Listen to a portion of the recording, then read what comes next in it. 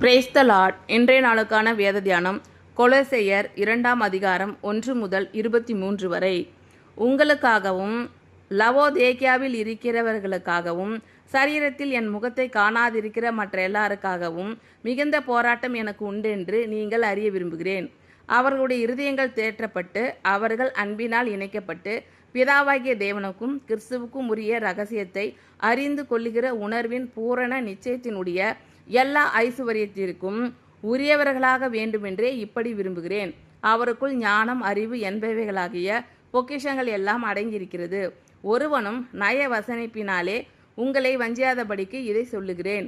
சரீரத்தின்படி நான் தூரமாய் இருந்தும் ஆவியின்படி உங்களுடனே கூட இருந்து உங்கள் ஒழுங்கையும் கிறிஸ்துவின் மேலுள்ள உங்கள் விசுவாசத்தின் உறுதியையும் பார்த்து சந்தோஷப்படுகிறேன். ஆகையால் நீங்கள் கர்த்தராகிய கிறிஸ்து இயேசுவை ஏற்றுக்கொண்டபடியே அவருக்குள் வேர் கொண்டவர்களாகவும் அவர் மேல் கட்டப்பட்டவர்களாகவும் அவருக்குள் நடந்து கொண்டு நீங்கள் போதிக்கப்பட்டபடியே விசுவாசத்தில் உறுதிப்பட்டு சோசரத்தோடே அதிலே பெருகுவீர்களாக.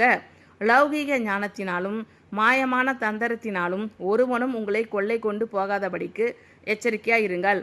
அது மனுஷர்களின் பாரம்பரிய நியாயத்தையும் உலக வழிபாடுகளையும் பற்றினதே அல்லாமல் கிறிஸ்துவை பற்றினதல்ல. ஏனென்றால் தேவத்துவத்தின் பரிபூரணமெல்லாம் சரீர பிரகாரமாக அவருக்குள் வாசமாய் இருக்கிறது.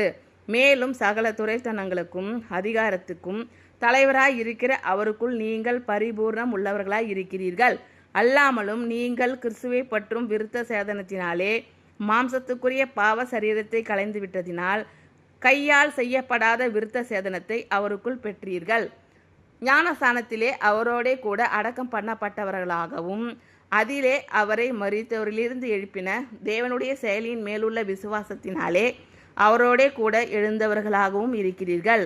உங்கள் பாவங்களினாலேயும் உங்கள் மாம்ச விருத்த சேதனம் இல்லாமையினாலேயும் மரித்தவர்களாய் இருந்த உங்களையும் அவரோடே கூட உயிர்ப்பித்து அக்கிரமங்கள் எல்லாவற்றையும் உங்களுக்கு மன்னித்து நமக்கு எதிரடையாகவும் கட்டளைகளால் நமக்கு விரோதமாகவும் இருந்த கையெழுத்தை குலைத்து அதை நடுவில் இராதபடிக்கு எடுத்து சிலுவின் மேல் ஆணி எடுத்து துரைத்தனங்களையும் அதிகாரங்களையும் உரிந்து கொண்டு வெளியரங்கமான கோலமாக்கி அவைகளின் மேல் சிலுவிலே வெற்றி சிறந்தார்.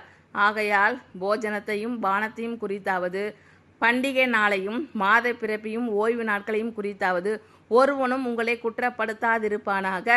அவைகள் வருங்காரியங்களுக்கு நிழலாயிருக்கிறது. அவைகளின் பொருள் கிறிஸ்துவை பற்றினது. கணுக்களாலும் கட்டுகளாலும் உதவி பெற்று இணைக்கப்பட்டு தெய்வ வளர்ச்சியாய் வளர்ந்தேறுகிற சரீரம் முழுவதையும் ஆதரிக்கிற தலையை பற்றி கொள்ளாமல் மாயமான தாழ்மையிலும் தேவ தூதர்களுக்கு செய்யும் ஆராதனையிலும் விருப்பமுற்று காணாதவைகளிலே துணிவாய் நுழைந்து தன் மாம்ச சிந்தையினாலே வீணாய் இருமாப்பு கொண்டிருக்கிற எவனும் உங்கள் பந்தய பொருளை நீங்கள் இழந்து போகும்படி உங்களை வஞ்சியாதிருக்க பாருங்கள். நீங்கள் கிறிஸ்துவுடனே கூட உலகத்தின் வழிபாடுகளுக்கு மரித்ததுண்டானால் இன்னும் உலக வழக்கத்தின்படி பிழைக்கிறவர்கள் போல மனுஷருடைய கற்பனைகளின்படியும் போதனைகளின்படியும் நடந்து தொடாதே, ருசி பாராதே, தீண்டாதே என்கிற கட்டளைகளுக்கு உட்படுகிறது என்ன? இவையெல்லாம் அனுபவிக்கிறதினால் அழிந்து போகுமே. இப்படிப்பட்ட போதனைகள் சுய இஷ்டமான ஆராதனையையும் மாயமான தாழ்மையையும் சரீர ஒடுக்கத்தையும் பற்றி ஞானம் என்கிற பெயர் கொண்டிருந்தாலும் இவைகள் மாம்சத்தை பேணுகிறதற்கே ஒழிய மற்றொன்றிற்கும் பிரயோஜனப்படாது. உங்களுக்காகவும் லவோதேக்கியாவில் இருக்கிறவர்களுக்காகவும் சரீரத்தில் என் முகத்தை காணாதிருக்கிற மற்ற எல்லாருக்காகவும் மிகுந்த போராட்டம் எனக்கு உண்டென்று நீங்கள் அறிய விரும்புகிறேன். அவர்களுடைய இருதயங்கள் தேற்றப்பட்டு அவர்கள் அன்பினால் இணைக்கப்பட்டு பிதாவாகிய தேவனுக்கும் கிறிஸ்துவுக்கும் உரிய ரகசியத்தை அறிந்து கொள்ளுகிற உணர்வின் பூரண நிச்சயத்தினுடைய எல்லா ஐசுவரியத்திற்கும் உரியவர்களாக வேண்டுமென்றே இப்படி விரும்புகிறேன். அவருக்குள் ஞானம், அறிவு என்பவைகளாகிய பொக்கிஷங்கள் எல்லாம் அடங்கியிருக்கிறது. ஒருவனும் நய வசனிப்பினாலே உங்களை வஞ்சியாதபடிக்கு இதை சொல்லுகிறேன். சரீரத்தின்படி நான் தூரமாய் இருந்தும் ஆவியின்படி உங்களுடனே கூட இருந்து உங்கள் ஒழுங்கையும் கிறிஸ்துவின் மேலுள்ள உங்கள் விசுவாசத்தின் உறுதியையும் பார்த்து சந்தோஷப்படுகிறேன்.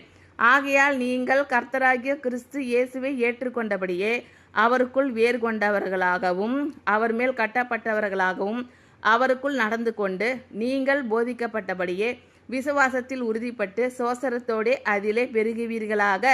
லௌகீக ஞானத்தினாலும் மாயமான தந்திரத்தினாலும் ஒருவனும் உங்களை கொள்ளை கொண்டு போகாதபடிக்கு எச்சரிக்கையாயிருங்கள். அது மனுஷர்களின் பாரம்பரிய நியாயத்தையும் உலக வழிபாடுகளையும் பற்றினதே அல்லாமல் கிறிஸ்துவை பற்றினதல்ல. ஏனென்றால் தேவத்துவத்தின் பரிபூர்ணமெல்லாம் சரீர பிரகாரமாக அவருக்குள் வாசமாய் இருக்கிறது. மேலும் சகல துரைத்தனங்களுக்கும் அதிகாரத்துக்கும் தலைவராய் இருக்கிற அவருக்குள் நீங்கள் பரிபூர்ணம் உள்ளவர்களாய் இருக்கிறீர்கள்.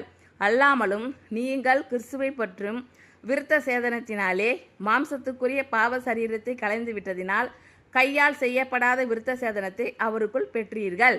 ஞானஸ்தானத்திலே அவரோடே கூட அடக்கம் பண்ணப்பட்டவர்களாகவும் அதிலே அவரை மரித்தோரிலிருந்து எழுப்பின தேவனுடைய செயலின் மேலுள்ள விசுவாசத்தினாலே அவரோடே கூட எழுந்தவர்களாகவும் இருக்கிறீர்கள்.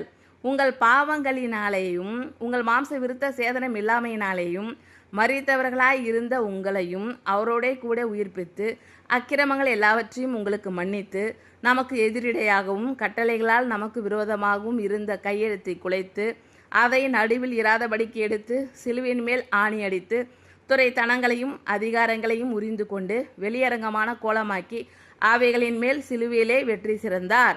ஆகையால் போஜனத்தையும் பானத்தையும் குறித்தாவது பண்டிகை நாளையும் மாத பிறப்பையும் ஓய்வு நாட்களையும் குறித்தாவது ஒருவனும் உங்களை குற்றப்படுத்தாதிருப்பானாக. அவைகள் வருங்காரியங்களுக்கு நிழலாயிருக்கிறது. அவைகளின் பொருள் கிறிஸ்துவை பற்றினது.